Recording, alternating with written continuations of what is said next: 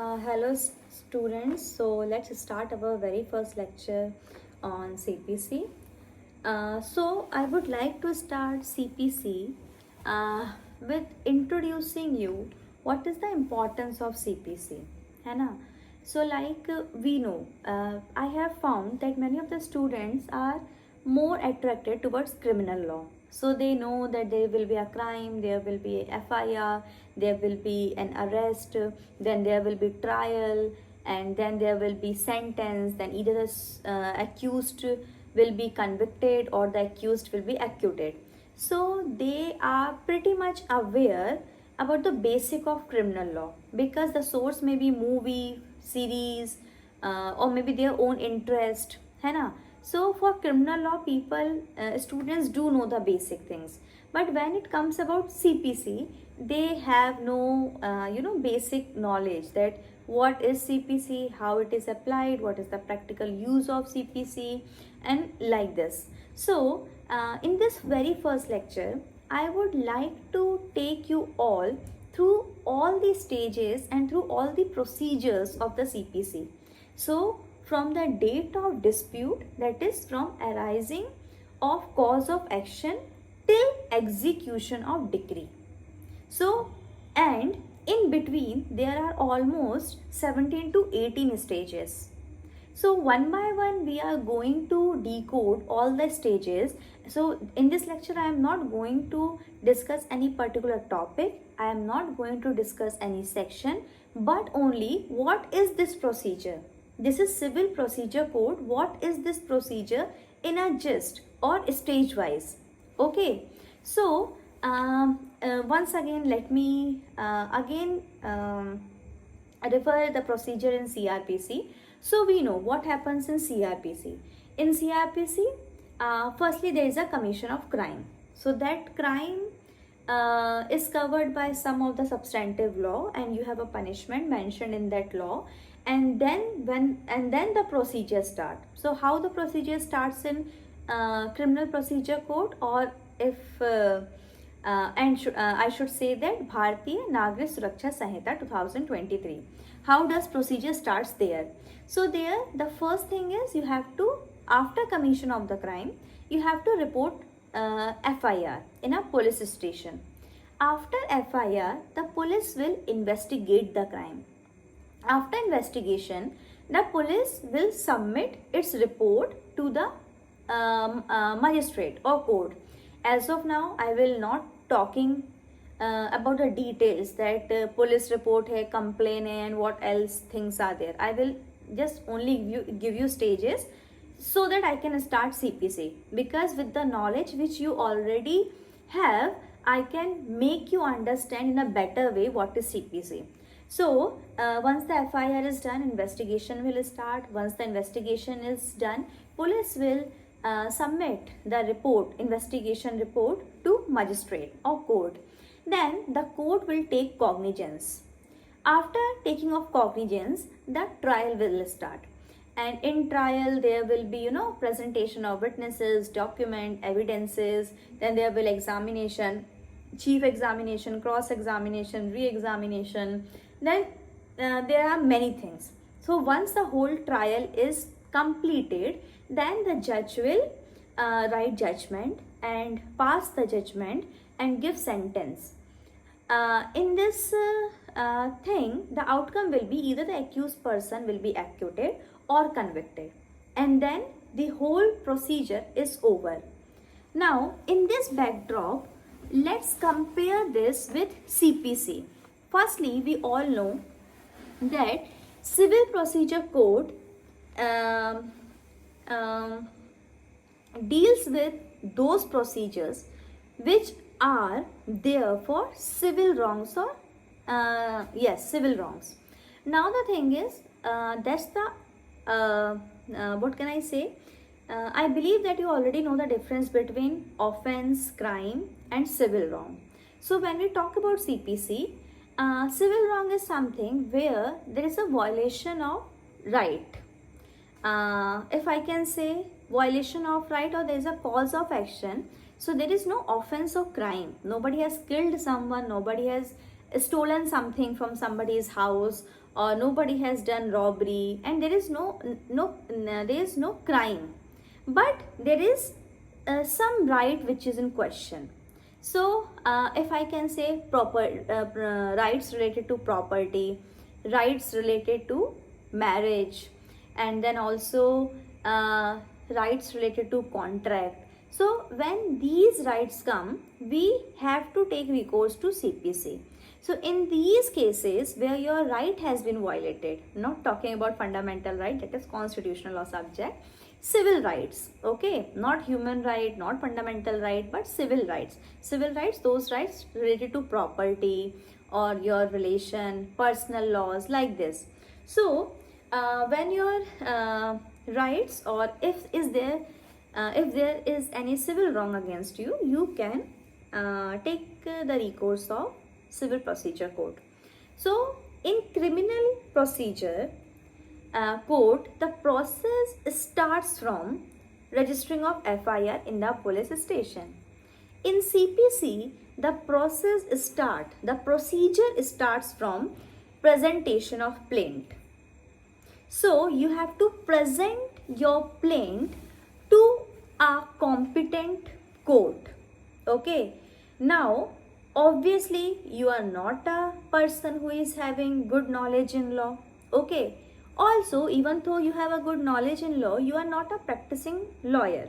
So, in order to present your plaint to a court, you will definitely require a lawyer who can draft a plaint, because in the upcoming lectures we will see that plaint is a document which has to be drafted very carefully, okay, because this is the document which will be with you till the end of your suit, and only with the permission of court, only in few circumstances you can add something or change something or amend something in your plaint. Otherwise, this document, whatever you have drafted at the outset, you have to continue with the same document, plaint. Okay, so drafting of plaint and written statement is very, very, very crucial. Now, so their registration of FIR was the first stage. Here, presentation of plaint is the first stage. So with the help of lawyer, you can draft a plaint, and the lawyer along with you will go to the court and give and present your plaint in front of the magistrate, of not magistrate, civil judge who is having the jurisdiction. Okay, so this is the first stage. After this first stage comes the second stage. So there the second stage was once the FIR has been registered, police will start investigation. Okay, here what the court will do, once the court has taken cognizance of a suit, okay, and has taken the plaint, now the court will serve the summon on defendant. So it is not like you will go to the defendant's house or defendant's office and will tell to the defendant that I have registered a plaint against you.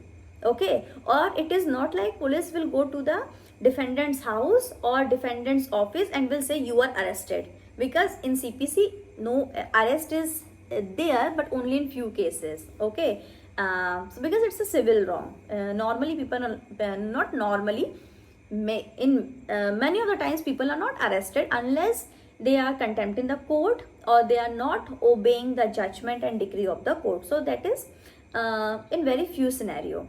So it is not like police will knock the door of the defendant and will say I am here to arrest you, or I am here to bring you to the court. No. Once the presentation of plaint is done, the plaint is with court.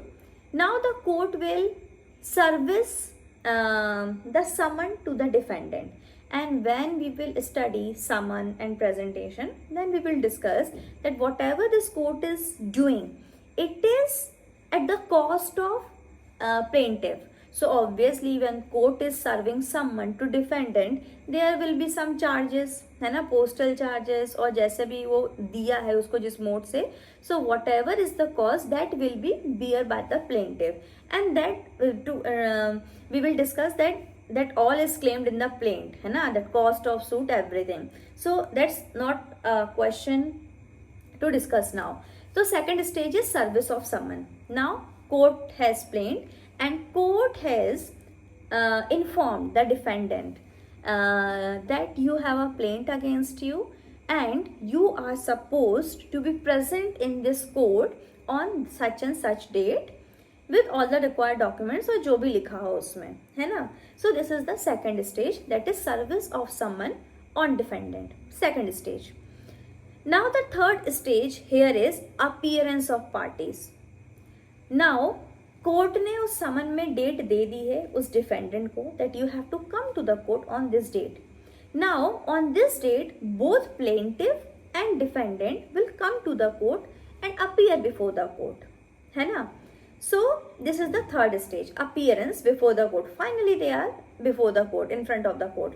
So this is the third stage. Now at this stage or after this stage, at any stage of the proceeding, there may arise such situation where one of the party is neither coming to the court, has stopped appearing before the court, or is not responding to the summon, or is totally abstaining the proceedings of court. Now in these situations, what the court does, court passes ex parte decree. If the defendant or plaintiff is not appearing before the court even after serving of many summons and other orders, if the parties are not coming to the court, court after due consideration will pass an ex parte decree. We will discuss that also. As of now I am just discussing stages of crime, stages in civil procedure, sorry, है ना. तो पहला stage था presentation of plaint, second stage था समन भेजो, defendant को बुलाओ. Defendant को कैसे पता चलेगा कि प्लेंट है मेरे खिलाफ इधर कोर्ट में, तो कैसे पता चलेगा, कोर्ट समन भेज के डिफेंडेंट को बताएगा कि आपके खिलाफ इस पर्सन ने प्लेंट सूट इंस्टीट्यूट की है, प्लेंट फाइल कर दी है, and now it's your time, अब आपका समय है अपना रिटर्न स्टेटमेंट फाइल करने का and to bring your case to the court, है ना. तो फिर this is the second stage, that is serving of summon on defendant. Third stage में क्या होगा, दोनों पार्टी आएंगी कोर्ट के सामने, they both will appear before court. Fourth stage जो कभी होता है कभी नहीं होता है, अगर दोनों पार्टीज आ रही हैं पूरे प्रोसीडिंग में, throughout the proceeding, then there will not be any ex parte decree. लेकिन अगर एक पार्टी पहले तो आती थी बाद में आना छोड़ दी, या पहले दिन से ही नहीं आई, तो in that case after due consideration court में पास एक्स पार्टे डिक्री. ठीक है, will discuss in depth later. After fourth stage we have interlocutory proceedings. So it is not like full-fledged proceedings but interlocutory, or I can say interim in order. और बहुत ही simple शब्दों में बोलूँ तो it's like temporary kind of proceedings. And so at this stage some interlocutory orders will be passed by the court just to maintain status quo, or to not to further cause any harm, any injury like this, है ना. इसके बाद जब ये सब हो गया है तो इसके पहले जो डिफेंडेंट आया था कोर्ट के सामने वो सिर्फ अपीयर हुआ था. After this the sixth stage is defendant will file return statement. Now ये जो रिटर्न स्टेटमेंट होता है is actually a return reply to the plaint, है ना. तो ये जो in this case the defendant will brief his case कि नहीं ऐसा नहीं, ऐसा हुआ था, हाँ इतना तो हुआ था लेकिन इससे ज़्यादा नहीं हुआ था, है ना. तो either he will, the defendant will admit something or deny something. We will again obviously going to discuss what is written statement, how to draft it, what all things should be there, everything about written statement, order 8 of CPC, है ना. So at sixth stage defendant has also filed his written statement. After this, now the court has plaint also from the side of plaintiff, and court has written statement also given by defendant. Now with both these documents, plaint and written statement, the court will read it and the court will come to a conclusion that now on the basis of these two documents there should be production of documents by the parties, है ना. What is this production of documents? For example, ये जो plaintiff है ये बोल रहा है कि मैंने डिफेंडेंट से, जो कि बी कर लो, प्लेंटिफ को ए कर लो.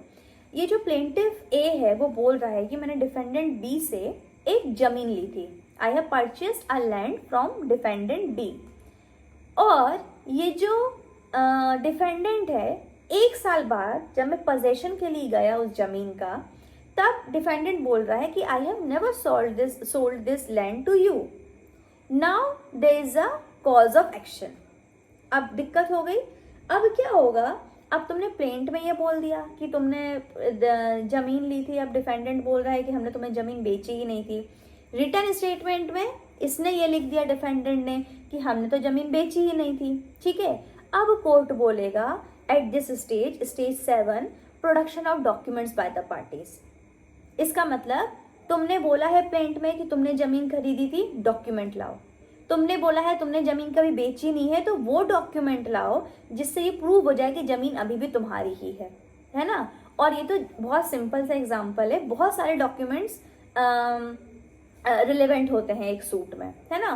तो court will ask both the parties to produce documents. ठीक है. अगर ये बोल रहा है कि जमीन मैंने इस पे बिल्डिंग बना ली, तो भाई उसका भी तुम प्रूफ लाओ.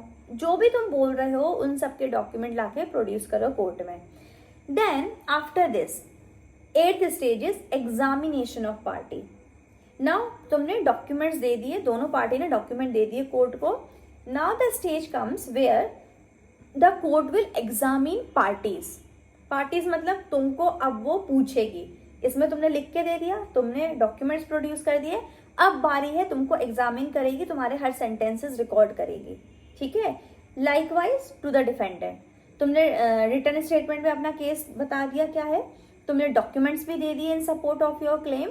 Now it's the time to examine you. So advocates will examine in front of the court and that is examination of parties. ठीक है. इसके बाद होगा discovery and inspection. Discovery and inspection जैसे एग्जाम्पल से बताती हूँ. देखो, हर टाइम ऐसा नहीं होता है कि जो आप क्लेम कर रहे हो उससे रिलेटेड डॉक्यूमेंट आपके पास हो, है ना. लेकिन आपको वो डॉक्यूमेंट चाहिए ताकि आप कोर्ट में जमा कर सको, प्रूव कर सको कि my claim is right. In cases में कोर्ट क्या करती है कि आपके पास डॉक्यूमेंट नहीं है, तो court has this power to order that person, third person who is in possession of that document, that such document should be produced, है ना. produced one thing, discovery and inspection भी. अब जैसे कोई एक डॉक्यूमेंट है, अगर वो डॉक्यूमेंट मिल गया तो प्लेंटिफ केस जीत जाएगा, है ना. लेकिन वो डॉक्यूमेंट है in the possession of defendant. Obviously defendant छुपा के रखेगा, क्योंकि अगर वो क्या बोलते हैं डॉक्यूमेंट मिल गया तो प्लेंटिफ जीत जाएगा, रिटर्न एंड डिफेंडेंट हार जाएगा. इसलिए जो डिफेंडेंट बी है वो डॉक्यूमेंट छुपा के रखा है. तो इसमें क्या करेगा कोर्ट, अगर प्लेंटिफ ने बोल दिया कि this document is in possession of the defendant and defendant is not producing that document in the court of law, then court has this power to issue an order, to issue a search warrant to go and discover this document. अब वो उनके office में discover करना है, उनके घर में discover करना है, उनके रिलेटिव के होम में डिस्कवर करना है, कहीं भी डिस्कवर करना है, उसका डिस्कवर करो और उस डॉक्यूमेंट को इंस्पेक्ट करो, है ना. So this is this stage. उसके बाद होता है stage number 10, that is admission. Admission में क्या होता है, देखो ऐसा नहीं है कि 100% जो भी प्लेंटिफ ने अपने प्लेंट में स्टेटमेंट दिए हैं सभी डिनाई कर दे ये डिफेंडेंट. नहीं, कुछ चीज़ें एडमिशन हो जाती हैं. फॉर एग्जांपल, प्लेंटिफ बोल रहा है कि मैंने 2023 में एक ज़मीन ली थी डिफेंडेंट बी से, और मैंने जब मैं इस पे मकान बनाने गया तो डिफेंडेंट बी ने मुझे रोक दिया, ठीक है। अब डिफेंडेंट बोल रहा है कि मैंने 2023 में इसको बेची थी ज़मीन, ये सही बात है ना। लेकिन जब ये 2024 में इस पे मकान बनाने आया तो मैंने उसको रोका नहीं, मैंने उससे अपने बचे हुए पैसे मांगे कि जो बचे हुए हैं वो पैसे तो दे दो।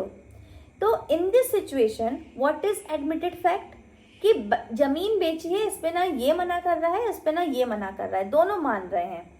कॉज ऑफ एक्शन कहाँ है, ये बोल रहा है ये मुझे घर बनाने नहीं दे रहा है, ये बोल रहा है कि मैं इसलिए नहीं बनाने दे रहा हूँ क्योंकि इसने मुझे पूरे पैसे नहीं दिए हैं, ठीक है। तो there is admission of fact. So with this I have covered 10 stages of civil procedure code, and remaining is 8, that is just giving you that titles. The 11th one is framing of issue by court, then summoning and attendance of witness, and then is hearing of suit and examination of witness, then comes argument, then comes judgment, and surprisingly judgment is not the end of the story, अभी picture बाकी है। तो judgement के बाद there is preparation of decree, preparation of decree के बाद भी there is room for appeal, review and revision, and then finally once every door has finalized, every court has finalized what is the status of decree, then finally there will be execution of decree. So we will discuss in the next discussion from stage number 11 to stage number 18. For this video I am going to stop here. Thank you.